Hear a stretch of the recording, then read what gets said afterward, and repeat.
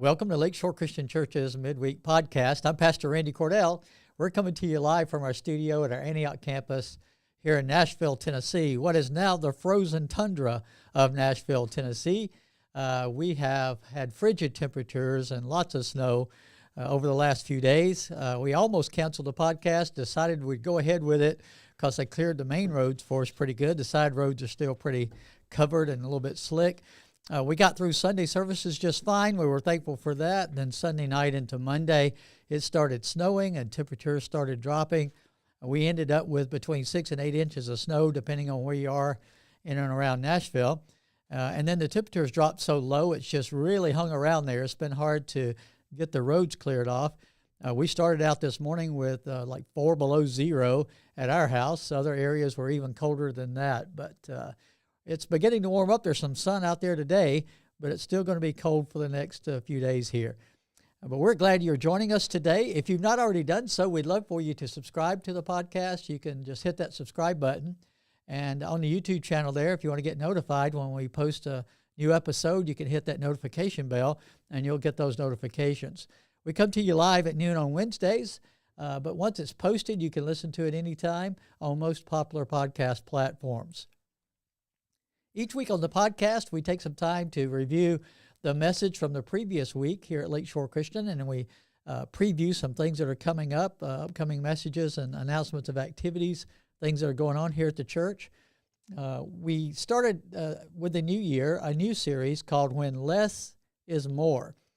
And the idea is we really, most of us, many of us, have very complicated lives, very busy schedules, and we do a lot of it to ourselves. We act like it's not our fault. We act like, it's just part of, keeping up with all the stuff that's going on. But we do have a choice here. We started out in week 1 with talking about how the teachings of Jesus can help us get our lives reordered and reprioritized. And the title of the message was Simple but Not Easy. The teachings of Jesus are actually most of them aren't that complicated. They're simple to understand, but that doesn't make them easy to do. And so we looked at his teaching from the sermon toward the end of the Sermon on the Mount, but we also understand that all of the teachings of Jesus, there's some that are harder to understand than others, but the major things that Jesus wants us to know about life, they're pretty simple to read in his word and understand what he's saying. He was a master teacher at being able to take deep, complex subject matter and simplify it for his listeners. So if we're willing to listen and pay attention, we can understand what Jesus is saying. But it makes it sometimes more of a challenge because we know what we're supposed to do, but it's awfully hard to do it sometimes. So we need his help, his power, his presence to do that. Well, this week we talked about how our schedules get just so full, we get stressed out about it. Relationships, finances, work, social functions, kids' activities, church activities, all those things piled together into our schedules. We tend to overdo it sometimes, and it causes us to get stressed out. The story we focused on this past Sunday, I love from Scriptures in Luke chapter 10, an account of Jesus visiting 2 sisters at their house as he was traveling with his disciples from one place to another. They hosted him and his disciples there at their house. It says in verse 38 of Luke 10, as Jesus and his disciples were on their way, he came to a village where a woman named Martha opened her home to him. She had a sister called Mary who sat at the Lord's feet listening to what he said. But Martha was distracted by all the preparations that had to be made. She came to him and asked, Lord, don't you care that my sister has left me to do the work by myself? Tell her to help me. And that's with an exclamation point in most translations, because you can sense that this sister is stressed out. Martha is stressed out about all the work, all the preparations. I mean, Jesus, this special teacher that is becoming well known and very important in their eyes, is visiting in their home, and him and his disciples are there. And there had to be food prepared. There had to be the house made ready. And she's just all stressed out about it. But then she looks in there, and there's her sister Mary just sitting on the floor at the feet of Jesus, just listening to Jesus talk, just spending time with Jesus. And she goes to Jesus and says, tell her to help me. Get up off the floor, get in here, and help me with this stuff. But Jesus' reply is really important for us to understand. He said, "You're worried and upset about many things, but few things are needed, or indeed only one. Mary has chosen what is better, and it will not be taken away from her." Jesus is not saying that she didn't have important things to do to make preparations, that they didn't matter, that they weren't important at all. He's not discounting the value of cleaning the house and preparing the meal and all of that. Those are good things. They're not bad things. But Mary, Jesus says, has chosen something better in the moment at this time with the opportunity that she had. She's chosen the better thing, which was to sit at the feet of Jesus and learn from him, get to know him, spend time with him. That's always a better choice when you have the opportunity to spend time with Jesus. Now, that opportunity was going to be just for a short time. Jesus is only passing through. He's going on somewhere else with his disciples. So if you're going to spend time with Jesus, you have to stop what you're doing, even some of the good things that you think you need to be doing, to spend time with him. Well, it's the same today. We get busy with things all the time, and it's hard for us, and we make excuses about why we don't stop and take time to be with Jesus, to be in the Word, to be in prayer, to be in the assembly of the church. We have all these conflicts, we think, where we can't stop what's going on in life to do those things. Well, I spent some time talking about three main areas we can do to three things we can do to help us get our priorities back in order, to get our schedules back in order so that we can give the right attention to the most important things. So I want to review those things real quickly. They all start with R. Now, my wife is very literal. I started the sermon Sunday by saying, these points today that we're going to be talking about all start with R. Well, that was true of the main points. Now, I had some sub-points that didn't start with R. So after I did that first main point, refocus on what matters most, I went to a sub-point that said, I was talking about some things that really matter. I said relationships matter, so that was another R. So in her mind, she's thinking they're all going to be R's. And then I said purpose matters. And then I said eternity matters. And those don't start with R's. And sometimes, depending on your mindset or your personality, that can throw you off a little bit. So she thought I had messed up and said it was going to be R's, and it wasn't R's.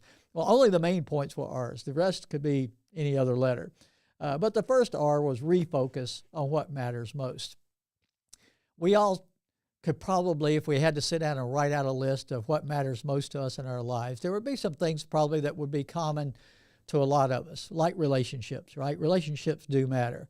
Relationships like if we're married, or if we're dating someone, if we're not married, if we have friends that we are supposed to be spending time with and making time for.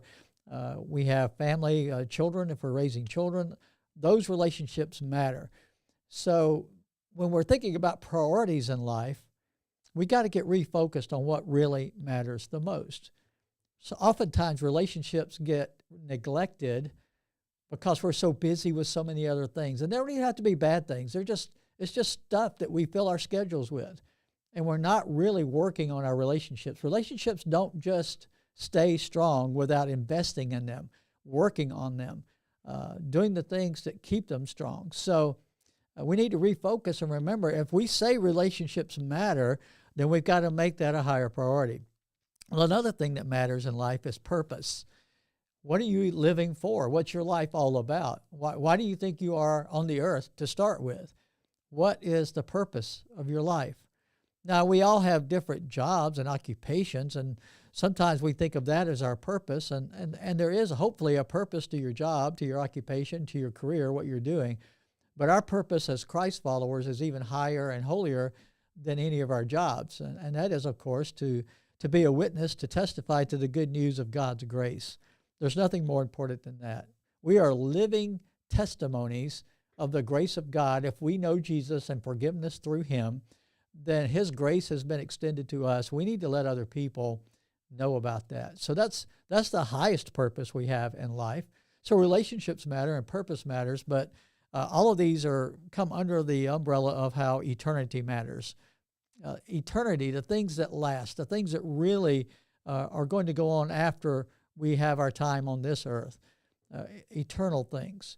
Living with an eternal perspective helps us get priorities better organized, because we can understand that if something's going to be eternal, that's got to have a higher priority on our list of what we're putting into our schedules. That needs to have higher priority than the things that are only temporary, that aren't going to last. So all of those things matter. You could put other things on your list, I'm sure, but we need to refocus our lives on what matters most. The second R was to reduce the non-essentials.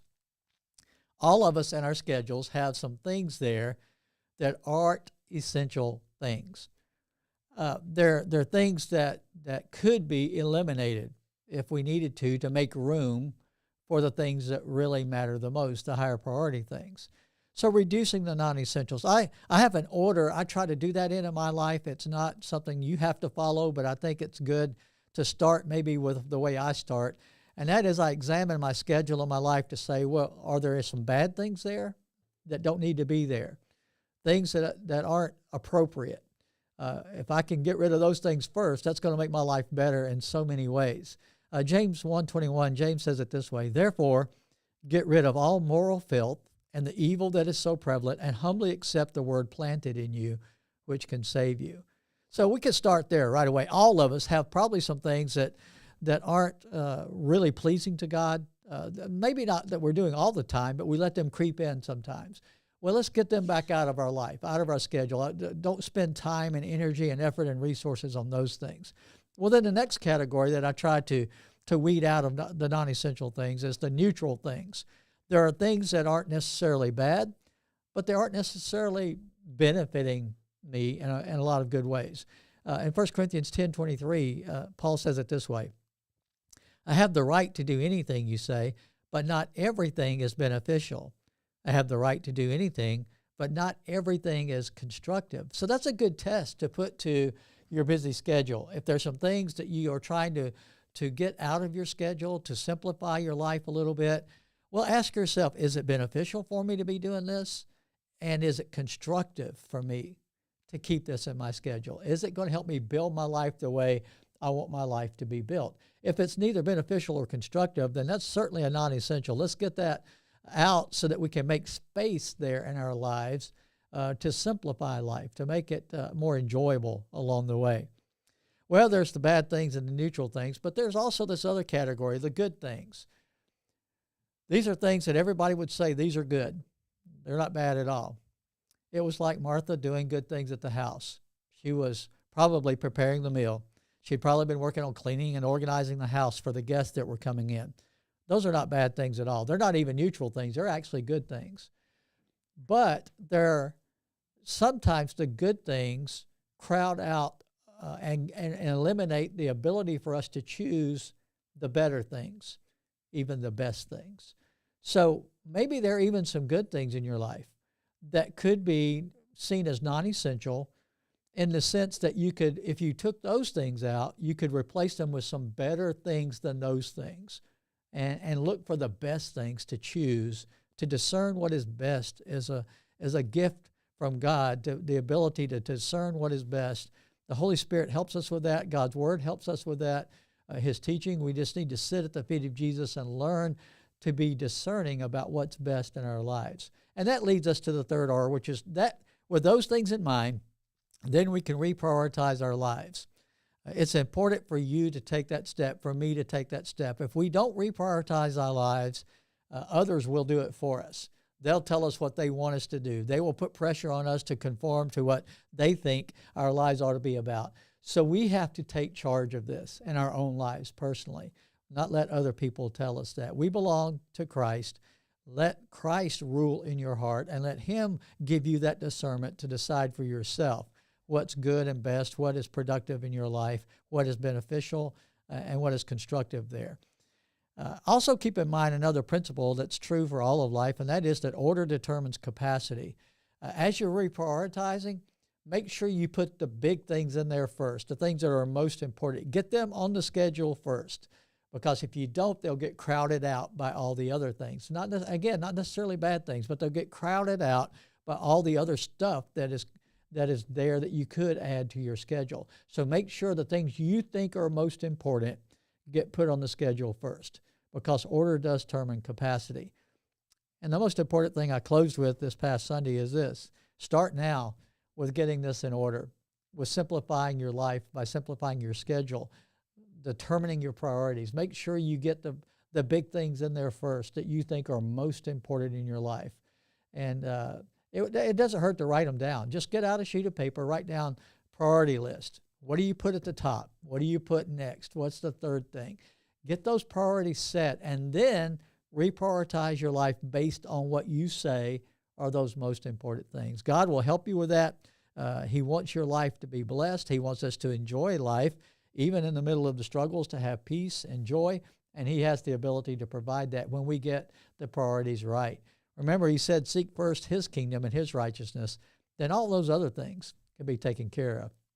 I close with this passage from Matthew 11, where Jesus tells us to do this. Come to me, all you who are weary and burdened, and I will give you rest.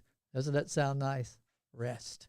Take my yoke upon you and learn from me, for I'm gentle and humble in heart. You'll find rest for your souls, for my yoke is easy and my burden is light. It's in Jesus that you find that rest, that simple life of being in the will of God, in the love of God, being guided by the wisdom of God. That's where you find that life of rest for your soul. So I encourage you to take a look at doing that in your own life and start as soon as you can. Well, this next week, we're going to continue this series with a message that I've entitled Stuffed. And I wrote the title this way, STUFF-ED, stuff with ED on the end there. To me, that signifies that our lives are full of stuff. We put too much emphasis on the stuff. We get stuffed by the stuff. So we are thinking this next week about how Paul tells us in his letter to 1 Timothy, his first letter to Timothy, 1 Timothy in chapter 6, he warns those who are rich in this world, who have a lot of stuff in this world, to be careful not to put their hope in those things that are so temporary and unstable. We need to be careful not to do that. But then Jesus teaches us again in his simple teaching in Luke 21. We see his teaching with his disciples as they sat outside the entrance to the temple. They saw people coming in there to put their offerings in, the collection boxes there at the temple. They would have bronze boxes outside as you entered into the temple area, where those entering the temple would drop their offerings into those boxes. And Jesus sits down with his disciples out there, and they're watching people as they go put their offerings in. And in that encounter, there is this widow who just puts in her mites. And it's just 2 small coins. And he said, this lady gave more than all the others. Now, Jesus defines more differently than the world does, right? There's no way you could look at that and think that woman put in more than some of these wealthy people were coming in and putting into those offering boxes. But in the way Jesus defines more, not by portion, but by proportion, not by sum, but by sacrifice, not by obligation, but by opportunity to bless, this woman gives more. So I hope you can join us this Sunday. We have services here at the Antioch campus at 9 a.m. and 11 a.m. We have service at the Smyrna campus at 10 a.m. We live stream our services at 9 a.m. each Sunday morning. If you can't be here in person, we hope you'll join us online for the live stream. Before we go, very quickly, a few things coming up. We've got baby dedications this coming Sunday. If you have a new addition to your family and you haven't done so already, go ahead and register for that dedication time. We'll be doing it at all services this Sunday, but you need to register online at lakeshorechristian.com. We have a welcome lunch coming up on February the 4th. If you're new to Lakeshore, you haven't attended one of these yet, it's a free lunch. We have childcare provided, but you need to register in advance and let us know how many are coming so that we can be prepared for you. We'd love for you to come and learn more about our church, get to know us better, and let us get to know you better. We have a Valentine photo station that's going to be set up at both campuses on February the 11th. It'll just be a fun time to take pictures. And, of course, all year long, we're celebrating our 50th anniversary here at Lakeshore Christian Church. It's a great celebration all year long, but on November the 17th, we will have the actual anniversary of the event of the incorporation of the church 50 years ago. We hope you can mark that on your calendars and plan to be with us for that. Thank you for joining us today as we continue to connect, grow, and serve here at Lakeshore Christian Church.